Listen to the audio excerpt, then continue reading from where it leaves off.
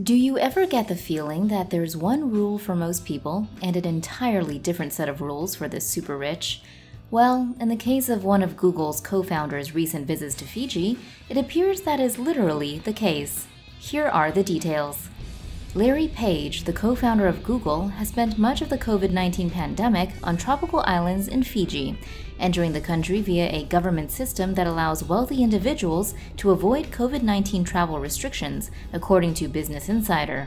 Page has stayed mostly on Tavarua Island to the west of the main Fijian island, according to two different people who have seen him there in the past year, cited by Insider. Fiji has closed its borders to tourists and business passengers during the pandemic.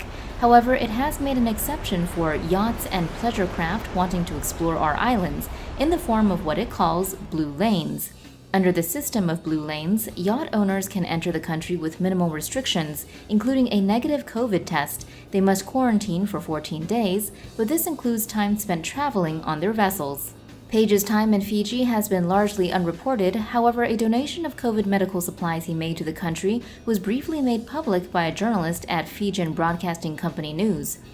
Citing a person familiar with the story, Business Insider reports that Fijian health authorities asked the network to take the information down, saying it should not be public. While Page has been granted access for leisure purposes, the country is currently being hit hard by its largest outbreak of COVID. On Wednesday, its Ministry of Health and Medical Services reported 1,057 new cases of COVID-19 for a single 24-hour period and announced that there have been 26,126 cases during the current outbreak, which started in April of 2021. It said the 7-day average of new cases per day is currently 822 cases per day, or 929 cases per million population per day. These new cases make up the vast majority of Fiji's recorded total of 26,196 cases since its first case was reported in March of 2020, and the Associated Press reports that its economy is struggling. Last year, it shrunk by 19% after international tourism was wiped out, and its government has sent out almost 40,000 packages of food rations to people isolating at home or are in targeted lockdown areas. People have been allowed to spend money early from retirement savings, and a new program now offers people who have lost their jobs and have access to rural land around $200 worth of tools, planting materials, and cash. The country's vaccine program is having some success, however. As of July 27, the Ministry of Health and Medical Services reports that 457,752 adults in Fiji have received their first dose of the vaccine, and 111,541 have received their second. 19% of the population are now fully vaccinated.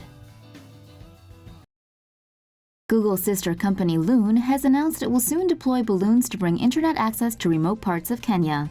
The BBC reports Loon's internet balloons are the size of a tennis court and are made of polyethylene. It's also filled with helium and uses a solar panel for power. The balloons will fly in the stratosphere around 20 kilometers above sea level. Loon has designed the balloons to stay in the air for months. Wired reports the company has programmed the balloons to move by wind channels. Its software would predict the speed and direction, then maneuver itself to go where it needs to go. The internet balloons also have antennas, which receives wireless internet signals from a local telecom partner and relays the signal it receives to the other balloons in the region. According to a Reuters report, the balloons will provide 4G coverage to areas where internet connection is limited. For more news animations and explainers, hit the subscribe and bell button to join the TomoNews family. Thanks for watching.